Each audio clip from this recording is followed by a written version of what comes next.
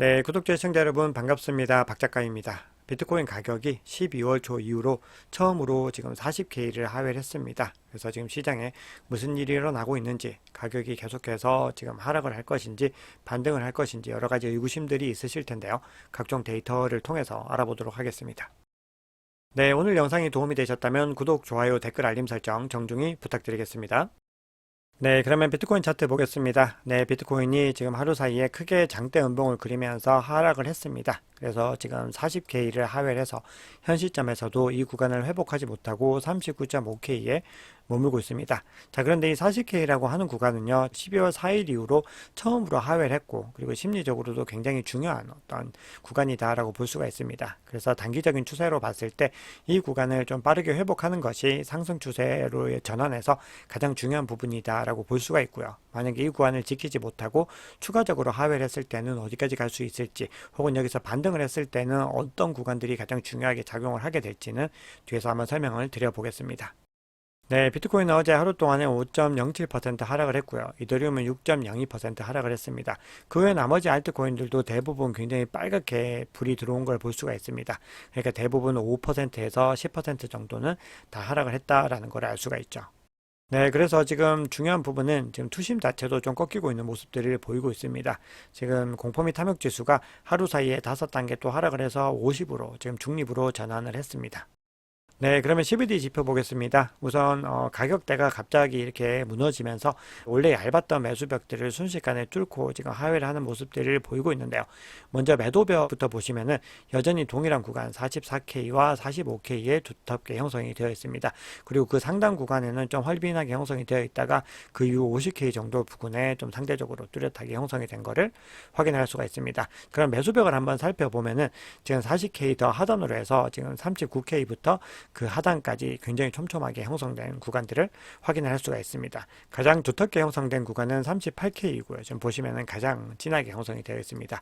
그래서 지금 단기적으로 38K가 가장 중요한 지지 구간이다. 그걸 확인할 수가 있는데 요거는 뒤에서 다른 중복적인 여러 가지 자료들을 통해서도 확인이 되고 있습니다. 그래서 뒤에서 함께 설명을 드려보도록 하겠습니다. 네, 그러면 고래들의 움직임 한번 보겠습니다. 가장 큰 규모의 갈색 고래 같은 경우는요, 조금씩 물량을 던져내긴 하는데 전체적으로는 어떤 물량의 큰 변화들이 관찰되지 않습니다. 그리고 빨간색 고래 같은 경우도 지금 계속해서 물량을 넣다가 관망을 하다가 오히려 이 구간에서는 물량을 넣었는데요. 가격은 더 하락하는 모습을 보였죠. 왜냐하면은 지금 이 보라색 고래와 이 녹색 고래들은 계속해서 급격하게 물량을 던져내는 움직임들을 보이고 있습니다.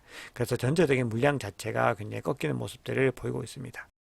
네, 그러면 각종 데이터를 통해서 시장의 상황을 한번 보겠습니다. 지금 비트코인이 12월 4일 이후로 처음으로 지금 40K, 4만 달러 이하로 잠시 하락을 했습니다. 자, 그래서 지금 월요일에 암호화폐 시장에서 굉장히 대규모 매도세가 보였던 거죠. 그래서 그거는 뒤에서 데이터를 통해서 확인을 할 텐데요. 그래서 비트코인은 산티멘트 기준으로는 지금 7%, 이더리움은 8% 하락을 했는데요. 지금 나머지 알트코인들은 보시면은 거의 20% 가까이 하락한 주요 프로젝트들이 많이 있습니다. 그만큼 비트코인과 이더리움을 제외한 나머지 알트코인은 아무리 메이저 알트코인이라고 할지라도 굉장히 큰 변동성을 감당을 해야 되고, 그리고 어떤 전체적인 일관성을 유지하기가 굉장히 어렵다.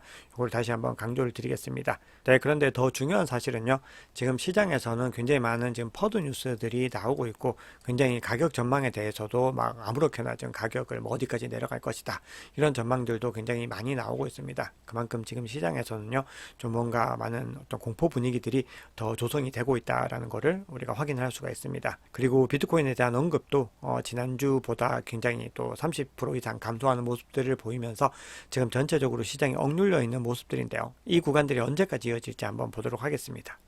네, 우선 비트코인 거래량을 좀 보겠습니다. 네, 지금 7거래일까지 지났는데 7거래일에도 꾸준하게 지금 거래량이 나오고 있습니다. 근데 지금 블랙락과 피델리티는 계속해서 유입이 일어나는 부분들이고요. 지금 보시면 거래량이 여전히 피델리티가 조금 더 많이 나오고 있습니다. 그리고 GBTC에서 이 거래량들은 대부분 유출되고 있는 물량들을 의미를 하는 거죠. 그래서 지금 7일 하루 동안에 20억 달러 정도의 지금 거래가 일어났고, 7거래일 전체를 합치면은 지금 190억 달러 정도의 거래가 일어났습니다. 한화로 치면은 25조 5천억 원에 달하는 굉장히 많은 물량들이 지금 이동을 했다라는 거죠. 네, 그런데 말씀드렸다시피 GBTC의 리저브는 계속해서 급속도로 감소를 하고 있습니다. 그래서 지금 55만 8,200 BTC를 지금 보유를 하고 있는데요. ETF 출시 이후로 무려 6만 2천 개의 BTC가 감소를 한 것으로 집계가 되고 있습니다. 그래서 만약 이 추세로 계속해서 만약에 떨어진다라고 했을 때는 4월 초가 되면은 완전히 대차 대조표 상에서 완전히 쪼그라드는 그런 그림들이 나오게 되는데, 근데 그레이스케일이 계속해서 이런 추세들을 방치하지 않겠죠. 어제도 말씀을 드렸지만 본인들도 지금 수수료를 높게 책정하고 있는 이유가 보유하고 있는 이 AUM에서 수수료를 많이 받는 것이 더 유리한 장사다라고 생각을 한 겁니다. 신규 유입되는 것보다.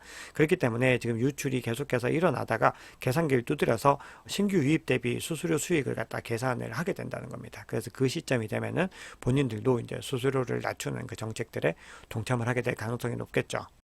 네, 그래서 지금 포인시어스의 주간 자금 흐름을 보시면은 지지난주까지만 해도 유입이 급등을 했는데 지난주에는 지금 유출이 일어나고 있는 걸 확인할 수가 있습니다. 자, 그리고 지금 유출의 대부분은 지금 그레이스케일에서 가장 큰 몫을 차지하고 있고, 비트코인과 이더리움을 중심으로 지금 유출이 되고, 지금 솔라나도 굉장히 많이 유출이 일어나는 것을 확인을 할 수가 있습니다. 네, 반면에 숏 비트코인에서는 유입이 일어나는 것을 확인을 할 수가 있죠. 네, 그런데 코인데스크가 지금 이 GBTC 매각의 가장 핵심적인 주체가 누구인가에 대해서 기사를 하나 냈습니다. 지금 어떻게 주장을 하고 있냐 하면은 FTX는 그레이스케일의 비트코인 ETF 약 10억 달러를 매각해서 유출의 상당 부분을 설명했다. 이렇게 주장을 하고 있습니다. 그래서 이론적으로 봤을 때 FTX가 지금 매도를 하는 거는 어떤 경제적인 이유라기보다는 파산에 대한 어떤 재산 청산이 이루어지고 있는 과정들이기 때문에 이 물량들이 지금 거의 다 소진이 되면은 매도 압력은 차츰 약해지게 될 가능성이 있다라는 겁니다. 그리고 지금 어떤 프리미엄의 차이들, 굉장히 디스카운트가 40% 50% 됐습니다. GBTC가. 그런데 그게 굉장히 프리미엄 디스카운트가 좁혀진 상태에서 ETF로 전환을 하게 되면서 환매가 가능해질 거죠. 그래서 지금 어떤 시세 차익에 의해서 매도하는 세력들도 있는데 그 물량들도 지금 굉장히 상당수는 매도할 어떤 세력들은 매도를 했을 거다라는 거거든요. 그래서 그런 부분들로 봤을 때 이제 매도 압력이 당분간 더 이어질 가능성은 있지만 계속해서 꾸준히 줄어들 가능성이 있고, 어차피 GBTC가 보유하고 있는 물량들에도 한계는 있다라는 거거든요. 자, 그리고 또 한 가지가 수수료 때문에 지금 어떤 상품을 옮기는 사람들은 지금 워시 트레이딩이라는 어떤 개념들, 시세 조작을 방지하기 위해서 한 달 동안은 이 거래가 안 된다라는 거거든요. 그래서 유입이 이루어지고 싶어도 지금 이거를 당장에 다른 ETF로 유입이 어떤 제한되는 부분들이 있다는 겁니다. 그래서 이런 어떤 국면들이 다 진정이 되기 위해서는 대략 4월 초순, 지금 반감기가 예정되어 있는 그 시점까지는 봐야 된다라는 의견들이 굉장히 많이 나오고 있습니다. 그래서 결론적으로 향후에는 계속해서 매입이 더 꾸준히 일어날 가능성이 높다라는 거죠. 네, 그래서 지금 보시면은 거래소에서 매도되는 물량들이 굉장히 많이 나오고 있고요. 네, 그래서 지금 기관들의 움직임을 측정하는 코인베이스 프리미엄 같은 경우에도 지금 보시면은 음수의 영역에 존재하고 있고, 지금 가격이 크게 하락했던 구간에서 코인베이스 프리미엄이 크게 하락하는 걸 확인할 수 있죠. 그리고 지금도 굉장히 지금 하락하는 추세들로 이어지고 있습니다. 그래서 지금 비트코인의 가격을 지금까지 끌어올린 것도 기관이었다면 지금 가격을 지금 흔들고 있는 것도 기관이다, 이렇게 해석을 할 수가 있죠. 네, 그래서 가격이 잠시 40K 아래로 하회를 하면서 지금 12월에 만들어졌던 CME 갭도 다시 메꿔지는 모습들을 확인을 할 수가 있습니다. 네, 그러면 지금 가격이 40K를 하회를 했는데 지금 어떻게 지금 다시 움직이게 될 것인가? 자, 그 부분들은 우리가 좀 전제를 둬야 되는데, 만약에 어떤 GBTC에 의한 매도 물량들이 계속해서 나온다라고 하면은 이런 흐름들이 이어질 가능성이 좀 더 높겠죠.